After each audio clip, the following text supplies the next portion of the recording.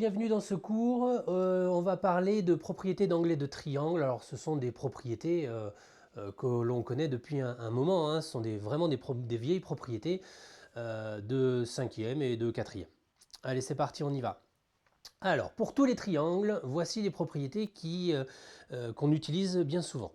Donc, il y a deux types de propriétés, les propriétés qui parlent d'angle et les propriétés qui parlent de mesure. Alors, sur tous les triangles, sans aucune exception, on a la somme qui vaut 180. Le premier ici, plus le deuxième ici, plus le troisième ici, ça fait 180.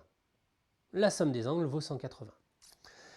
Et pour les mesures, on a trois inégalités qui nous intéressent, c'est ce qu'on appelle les inégalités triangulaires. C'est là juste la version un peu intelligente du pour aller de A à C, le plus court chemin, c'est la ligne droite. Donc AC doit être plus petit que AB plus BC. Voilà, tout simplement. Et puis pareil pour les autres. BC doit être plus petit que BA plus AC, etc., etc. Donc, la somme des hommes qu'il faut 180 et ici les inégalités triangulaires. Ensuite, qu'est-ce qu'on a d'autre? On a toute la ribambelle de propriétés sur les angles particuliers. Alors pareil, hein, on a des propriétés sur les angles et des propriétés sur les mesures. Donc vous les connaissez, les triangles particuliers. On a ici le triangle isocèle qui a deux côtés égaux, deux angles égaux. Ici on a le triangle équilatéral qui a trois côtés égaux et trois angles égaux. Et ici on a le triangle rectangle. Alors on fait attention, donc je vous les fais apparaître ici les propriétés et ici en bas concernant les mesures. On fait bien attention, on a du vocabulaire, hein. Ici on a un sommet principal, ici on a une base, ici on n'a pas de sommet principal puisque le triangle il est complètement symétrique, donc il n'y a pas de sommet principal, il n'y a pas de base. Ici on a un angle droit et donc forcément le côté qui est en face c'est forcément l'hypoténuse. Donc on fait attention, on a un vocabulaire particulier associé, hein. On sait, on va pouvoir cumuler, par exemple si celui-là il fait 30 et celui-là il fait 30, on a déjà 60, on va utiliser la propriété de tout à l'heure pour trouver la valeur de cet angle-là.